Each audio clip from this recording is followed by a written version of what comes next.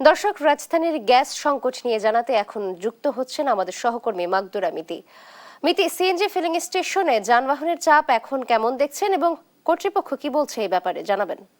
নাবিলা, এই মুহূর্তে আমি রয়েছি মালিবাগ ফিলিং স্টেশনের সামনে এবং এর আগেও কিন্তু আমি রাজধানীর বেশ কয়েকটি ফিলিং স্টেশন ঘুরে দেখেছি এবং প্রতিটা ফিলিং স্টেশনের চিত্র কিন্তু প্রায় একই রকম।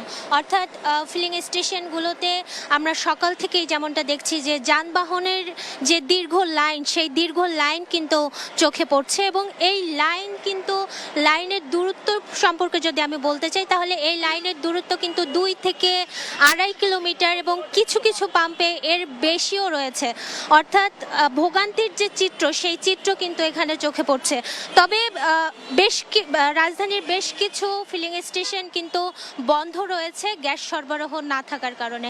আপনি অবগত আছেন যে চট্টগ্রামের ভাসমান এলএনজি টার্মিনালে অগ্নিকাণ্ডের ঘটনার পর থেকেই কিন্তু দেশে এরকম তীব্র গ্যাস সংকট চলছে এবং আজও কিন্তু সেই সংকটের চিত্র ব্যতিক্রম নয়। আমরা গেল কয়েক সপ্তাহ ধরে যেমনটা দেখে আসছি, আজও কিন্তু একই চিত্র আমরা দেখতে পাচ্ছি। কিন্তু গেল সপ্তাহে আমরা এই পরিস্থিতির কিছুটা উন্নতি দেখতে পারলেও এই সপ্তাহে কিন্তু পুনরায় সেই আগের অবস্থায় ফিরে গেছে। অর্থাৎ গ্যাস সংকট কিন্তু কোনোভাবেই কমছে না।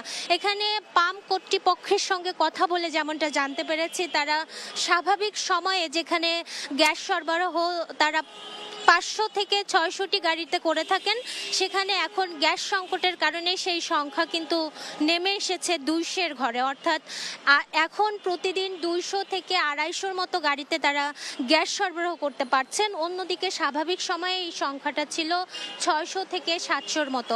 অন্যদিকে গ্রাহকদের সঙ্গে কথা বলে যেমনটা জানতে পেরেছি, তারা ঘন্টার পর ঘন্টা এখানে দাঁড়িয়ে আছেন। অনেকেই 2 থেকে 3 ঘন্টা বা তারও বেশি সময় ধরে এখানে দাঁড়িয়ে আছেন।